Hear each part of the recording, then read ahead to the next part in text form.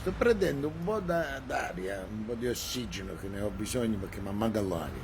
Ma non lo capro, mi manca l'aria proprio di tutto quello che circonda in Napoli e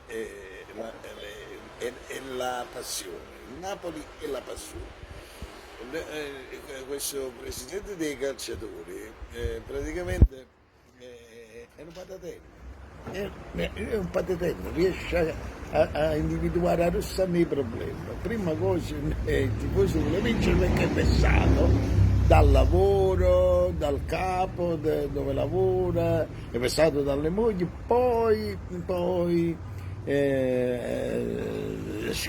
ci sottolinea che noi a Rossium, ma ieri, ma manca i palloni, eccetera, eccetera. Poi si aggiunge che i calciatori professionisti sono legati al vile denaro, i calciatori. Lui no, lui ha avuto questo convento e l'ha chiamato Società Calcio Napoli. Ha avuto un convento, quello è un convento, lui è padre De Laurentiis, lui è padre De Laurentiis, bravo, buono, generoso, che se ne può i soldi, lui vuole essere in regola, lui quando ferma la polizia ci dà con le librette, la patente, assicurazione privata, tutte cose, e poi facciamo di fatte, però tengo tutto in regola, quello che conta.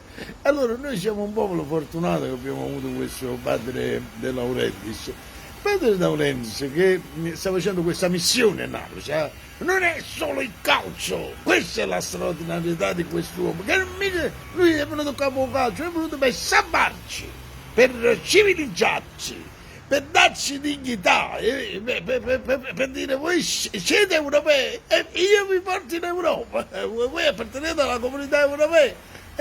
Siamo un paese ok, e io vi porto in Europa e ci ha fatto i pumpini e ci porta tutto quanto a pagine in Europa.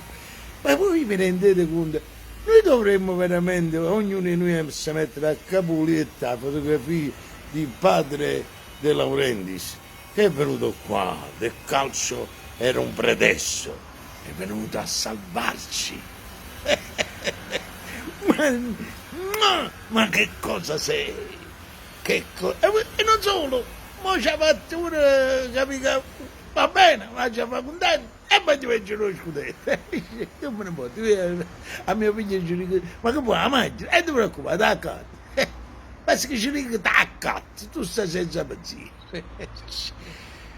Ah, padre eterno mio.